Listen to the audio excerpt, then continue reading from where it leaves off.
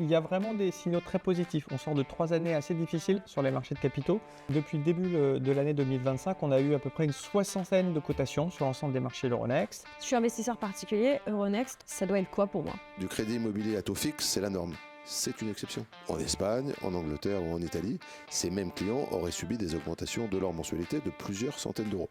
Comment vous, dans votre business model ou dans votre rôle de direction à vous, Vincent, vous arrivez à concilier, réunir d'un côté la croissance du crédit et en même temps tout ce qui va être prévention autour du surendettement? I'm cool, I'm making my own rules. Don't tell me what to do. Salut à tous, bienvenue dans Money Time. Aujourd'hui, on tourne depuis l'Automobile Club de France parce qu'on est au Paris Economic Forum. Une réunion inévitable. Aujourd'hui, si vous êtes un acteur économique, on réfléchit au futur de l'Europe. Et nous, on a rencontré quelques personnes intéressantes pour parler investissement. On sera avec un des gros patrons du crédit à la conso en France. Et puis, on sera également avec une des têtes pensantes d'Euronext pour parler de vous, investisseurs, de votre argent. C'est maintenant, c'est tout de suite, c'est parti, c'est Money Time.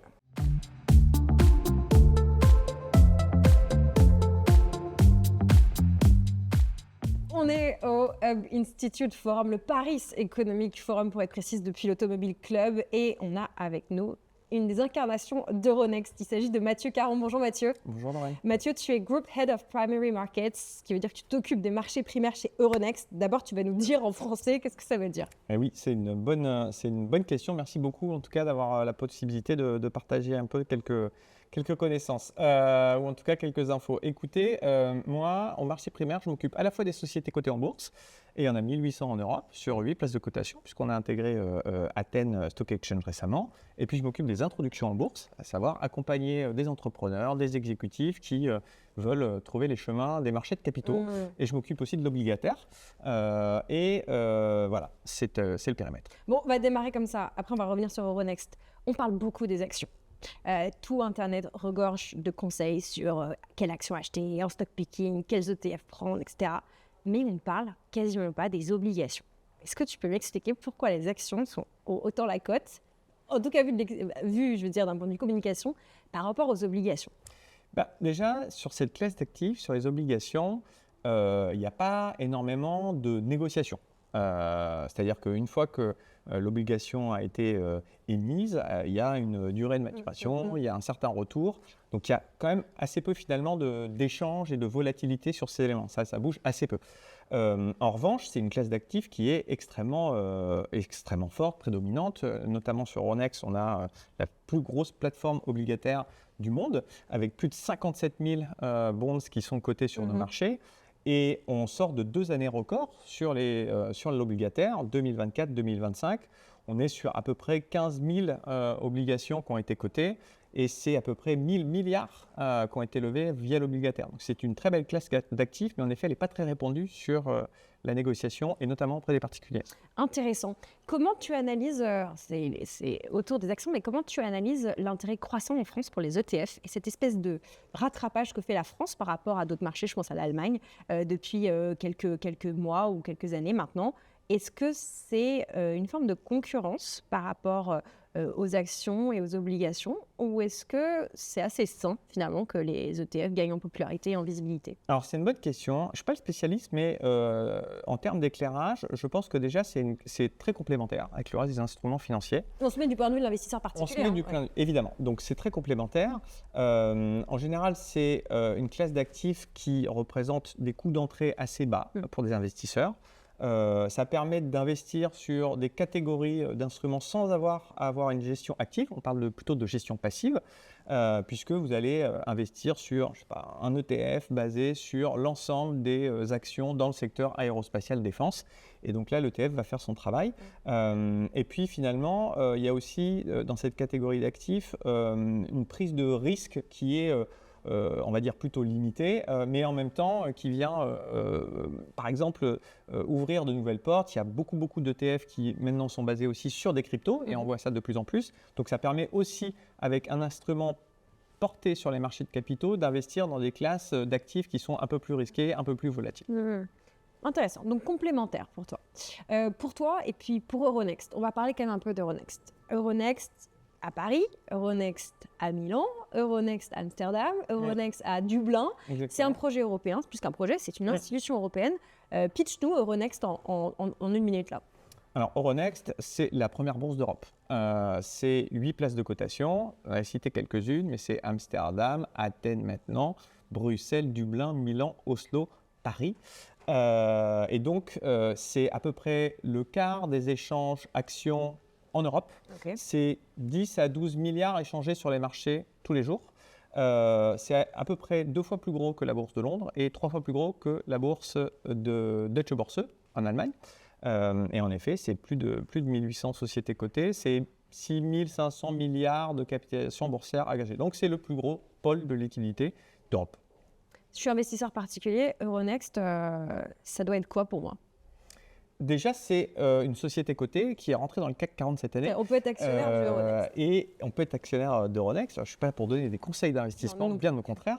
Mais en tant que membre du comité exécutif, voilà, je suis là aussi pour parler de la société. C'est plus de 400% de performance depuis l'introduction en bourse en 2014. Donc, c'est une société qui a beaucoup progressé, investi, acheté des sociétés et c'est beaucoup diversifié. Ce n'est pas uniquement une bourse sur les classes actions. Voilà, on a acheté des solutions dans le SaaS, on s'est diversifié sur des classes d'actifs, énergie, forex et bien d'autres domaines. Plateforme financière.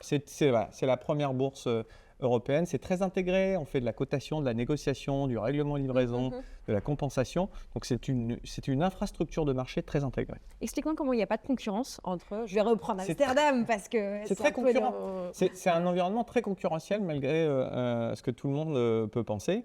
Alors, Est-ce que c'est un Airbus de la bourse? Pardon de faire ce parallèle, mais comment on arrive à l'intégration? Il y a des comparaisons qui avaient été données. Jean-Claude Trichet a dit il y a trois beaux succès européens, la Banque centrale, Airbus et Euronext. En effet, on est le Airbus de la finance.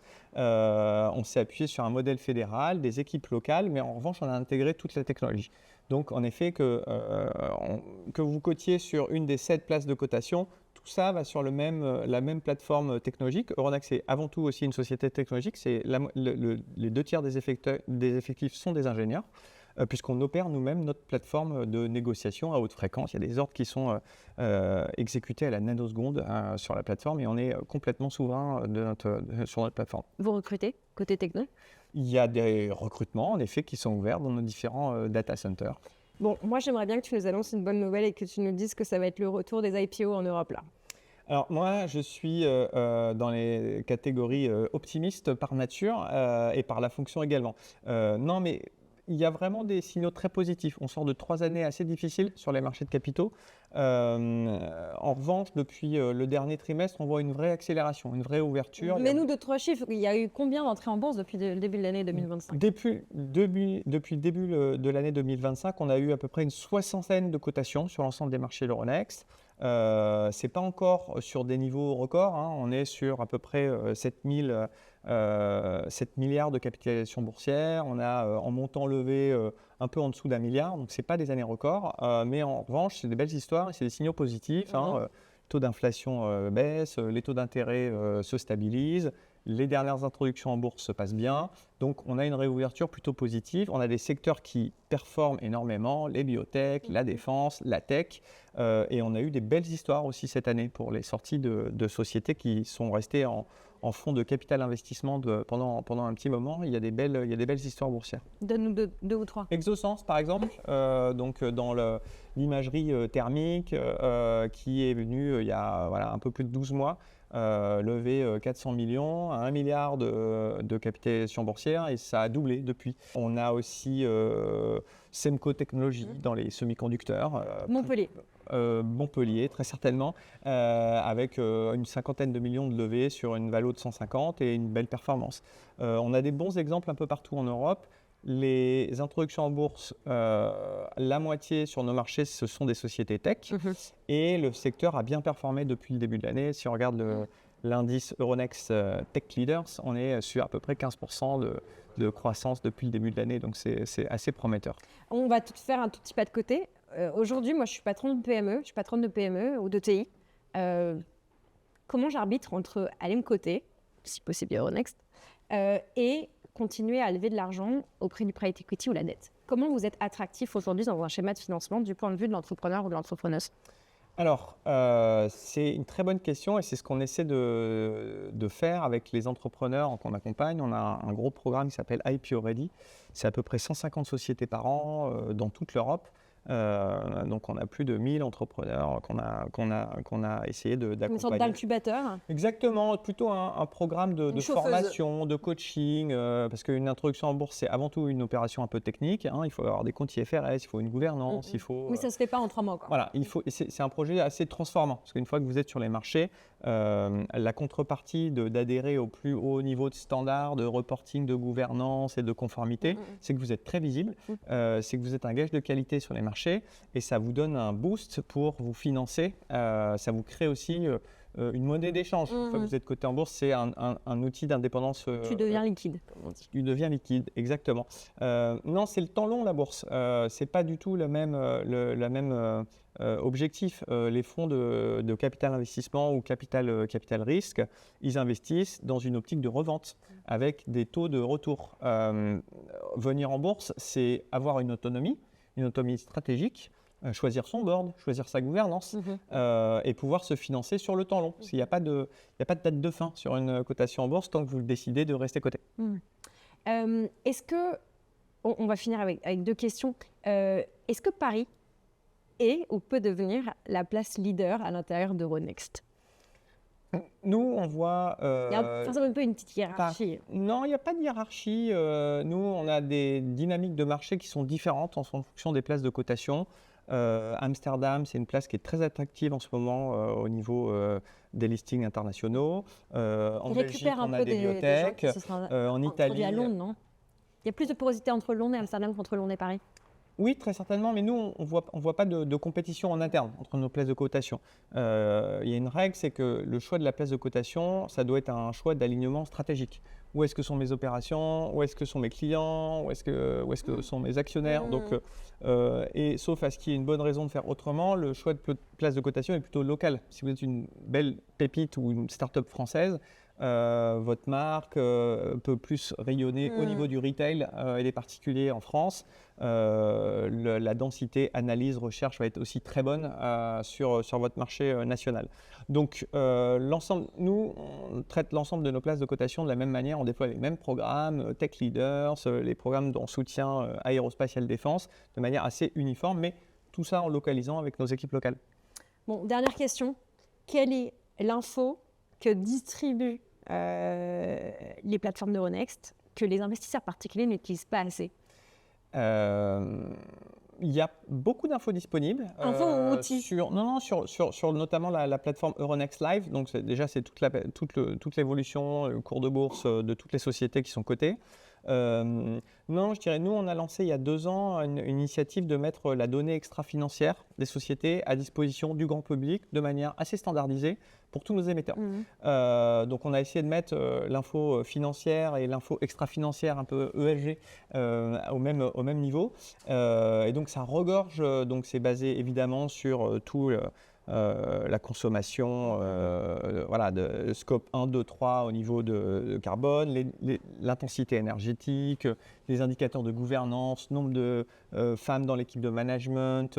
Donc c'est très complet. C'est pour des gens qui souhaiteraient se faire une idée sans avoir à ouvrir les rapports CSRD de 500 pages. C'est assez condensé, c'est une 50aine d'indicateurs. Donc ça peut être encore plus utilisé, je pense, pour les particuliers.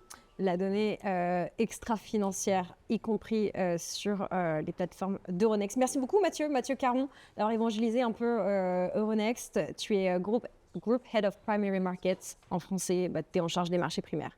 Actions, obligations, on pourrait résumer très vite. Merci beaucoup d'avoir partagé avec nous ton job et puis ce que Euronext représente pour les investisseurs particuliers et particulières qui nous suivent.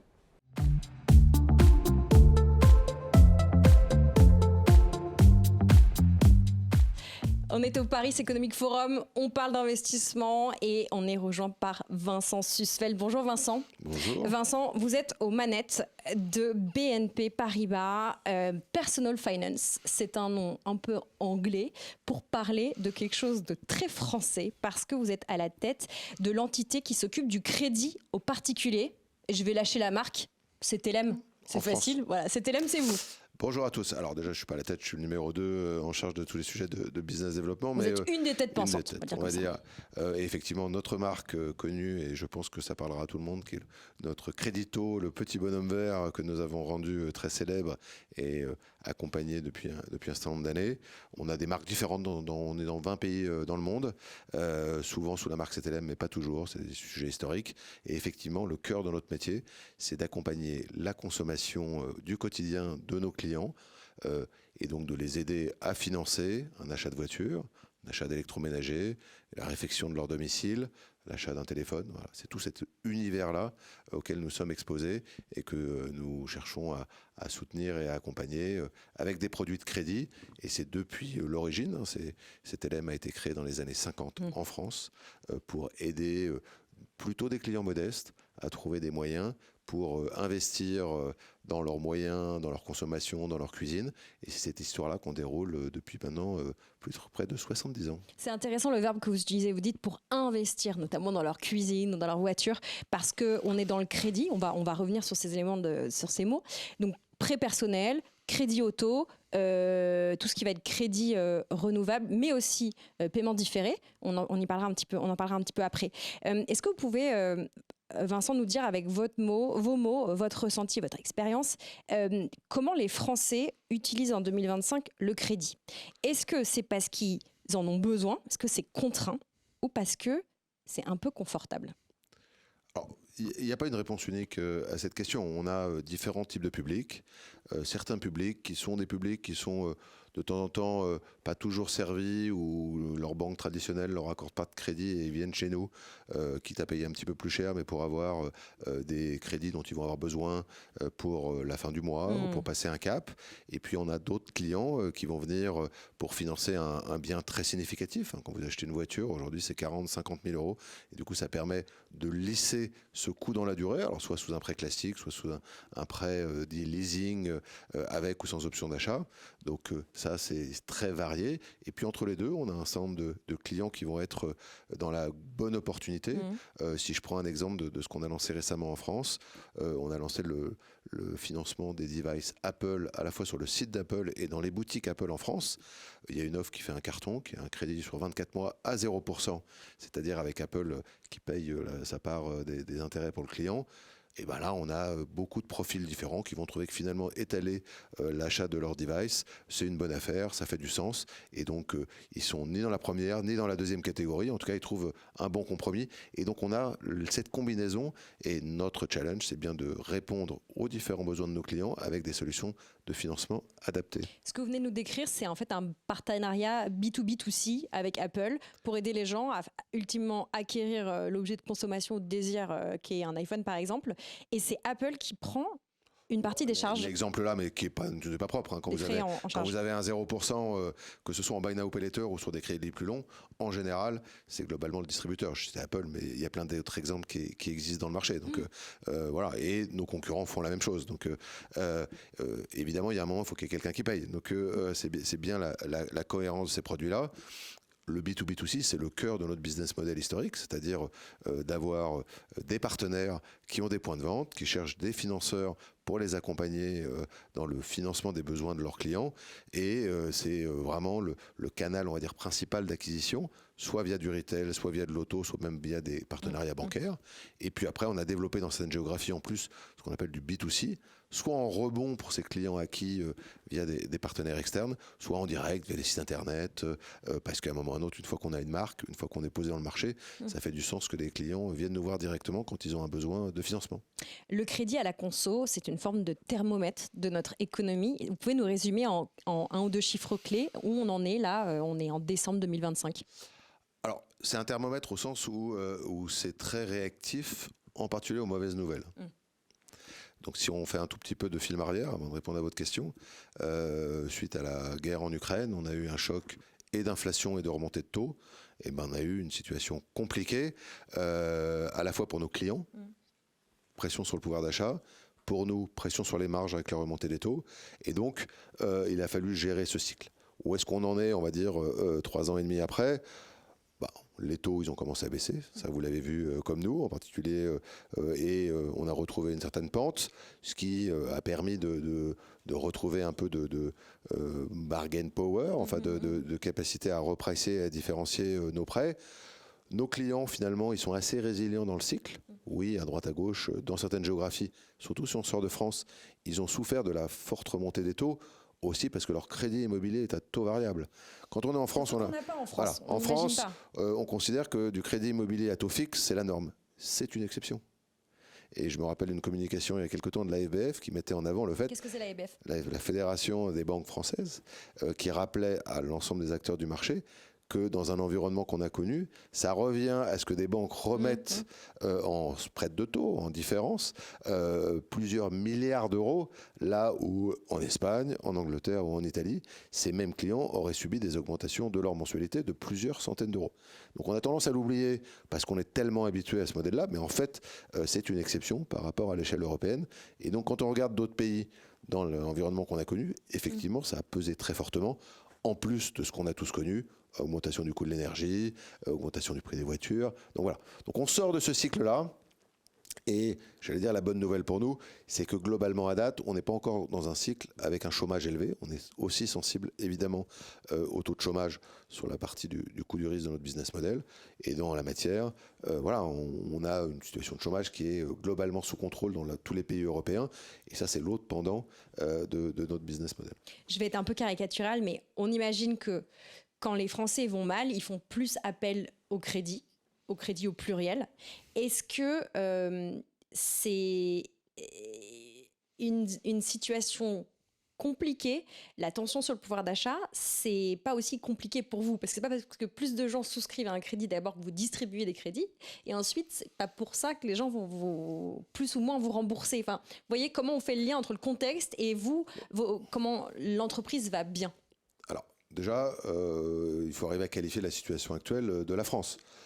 Elle est un peu plus subtile et un peu moins caricaturale que ce que vous êtes en train de dire. C'était rappelé ici au Paris Economic Forum. On reste en croissance. On reste avec un chômage globalement faible, même s'il a légèrement remonté par rapport aux 10, 15, 20 dernières années. Et on reste avec une population qui a un taux d'épargne extrêmement élevé. Alors, un des plus hauts d'Europe. Un des plus hauts d'Europe, plus lié à l'incertitude, aux questions et autres. Alors après, est-ce que nos clients sont ceux qui ont le taux d'épargne le plus élevé? Pas tous. Donc effectivement, il y a une sensibilité de trouver les bons critères pour avoir l'équilibre de notre business model, qui est d'avoir un coût du risque un peu plus élevé que sur des crédits classiques. C'est le business model qui veut ça, mais qui est encore, on va dire, en ligne avec nos attentes et un business model équilibré. Donc c'est cette recherche-là. Quand on regarde les sous-jacents, en fait, ça dépend beaucoup des sous-secteurs. Je ne partagerai pas nécessairement tous les chiffres d'un certain nombre de nos clients, mais certains secteurs souffrent plus que d'autres, très clairement, et d'autres bénéficient encore d'appétit, de rebond. Mais voilà, il suffit de lire les journaux, de regarder les enseignes, et en fonction de ces sous-secteurs, notre sensibilité au volume est évidemment forte. Bon, j'ai été un petit peu caricaturale. On comprend les signaux que vous surveillez en priorité pour anticiper une dégradation ou une amélioration de la conjoncture. Maintenant, une question. Comment vous, dans votre business model ou dans votre rôle de direction à vous, Vincent, vous arrivez à concilier, réunir d'un côté, la croissance du crédit, voilà, et en même temps, tout ce qui va être prévention autour du surendettement. Et comment vous faites ça en France, où on passe notre vie non seulement à dire que ça va mal, mais en plus on passe notre vie à dire les Français n'ont pas de culture économique? Là encore, c'est un peu caricatural et beaucoup de questions en une. Les Français, ils ont déjà plus de culture économique qu'on veut bien leur aborder, et peut-être qu'un certain nombre de sentiments qu'on peut avoir en écoutant le débat public. Et en tout cas, sur leur budget, ils sont globalement responsables et en maîtrise. Deuxièmement, une part de notre métier, c'est de vérifier que leur souhait de crédit est en adéquation avec leur capacité de remboursement, à la fois évidemment pour eux et pour nous, et de trouver ce bon équilibre. Et donc c'est le cœur de notre métier, d'arriver à bien comprendre la nature de leurs ressources, leur éventuel endettement déjà par ailleurs, parce que par définition, un certain nombre de clients ont déjà un certain nombre d'encours et de dettes à droite et à gauche. Et leur projet est donc d'arriver à trouver ce bon équilibre. Et donc, c'est le savoir-faire qu'on a développé avec des scores, avec des analyses, et d'arriver à trouver le bon équilibre. Et je pense qu'on le fait plutôt bien. Après, évidemment, il y a un certain nombre de situations de surendettement qui sont à la fin identifiées par la Banque de France. Ça augmente un peu, les chiffres de la Banque de France, mais ce n'est qu'un tout petit bout d'une petite partie de la situation, et on a des équipes dédiées pour accompagner ces clients, essayer de trouver des solutions de redéploiement, d'allongement de leur crédit, parce que globalement les gens sont engagés, ils ont envie de rembourser, ils peuvent avoir des difficultés. Notre métier, il est bien de les accompagner dans ce process, donc on a des équipes à leur écoute pour trouver les bonnes solutions. Quel rôle joue l'IA ou jouera l'IA demain dans l'octroi du crédit aux particuliers? On peut peut-être zoomer dans une des catégories de crédit si c'est plus pratique, mais comment vous utilisez déjà l'IA? Il y a l'IA d'aujourd'hui et l'IA d'hier. Alors c'est un peu une banalité, mais l'utilisation de la donnée est un élément... by design dans votre métier. Oui, en tout cas, qui n'est pas nouveau. C'était pas de l'IA générative, c'était de l'IA plus sur des modèles statistiques, mais donc ça fait très longtemps qu'on a développé des modèles de scoring et qu'on continue à enrichir. En termes de... Évidemment, on cherche à regarder en quoi l'IA générative en particulier peut enrichir, peut permettre de personnaliser, d'avoir des meilleures modélisations. Donc on y travaille. Il y a encore pas mal de boulot pour arriver à décliner tout ça. Voilà. Mais ça va sûrement enrichir la relation avec nos clients, soit via des outils digitaux dans les apps, soit quand ils seront en discussion avec nos collaborateurs dans les call centers, et ce qu'on appelle souvent l'agent augmenté. Donc c'est des sujets évidemment sur lesquels on travaille comme tout le monde. Et puis on a un challenge que un peu toute l'industrie, qui est aussi d'arriver à migrer ce qu'on faisait sur les outils de search type Google, sur des outils que maintenant beaucoup de gens utilisent autour de ChatGPT et de ses différents concurrents, pour arriver à bien positionner nos offres, à comprendre comment ça marche. Donc voilà, c'est tout ça qui est en train de bouger. Ça a déjà bougé il y a quelques années. J'allais dire, voilà, c'est un nouveau challenge. On le prend en tant que tel. On a des gens de qualité pour s'en occuper. Il n'y a pas de raison qu'on n'y arrive pas. Vincent, une dernière question. On est obligé de parler un tout petit peu du Buy Now, Pay Later. On a beaucoup suivi l'introduction en bourse de Klarna. On sait que le paiement plusieurs fois explose en France. Est-ce qu'on peut dire que c'est une alternative, et est-ce une alternative saine au crédit ou un risque? Et je pense évidemment aux plus jeunes et aux moins éduqués financièrement. Alors déjà, ça a explosé, ça explose un petit peu moins.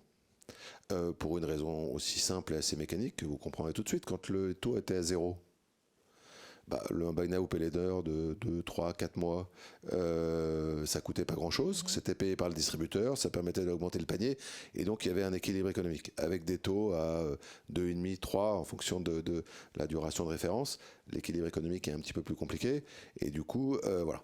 Deuxièmement, est-ce que ça remplace le crédit? Pas vraiment. C'est une facilité de caisse. Ça existait déjà avant. C'est vrai que les modes digitaux, les places de marché l'ont beaucoup poussé. Mais ça correspond à un certain type de clientèle qui, in fine, va pouvoir rembourser son prêt en 3 ou 4 fois. On le faisait déjà avant sur des schemes de cartes. Voilà. Maintenant, on a beaucoup de clients qui ont besoin de durée plus longue, et à ce moment-là on rentre dans du crédit dit régulé et qui va du coup mieux répondre à leurs besoins sur du 12 mois, sur du 18 mois, voilà. Donc, non, ça ne répond pas à tous les besoins.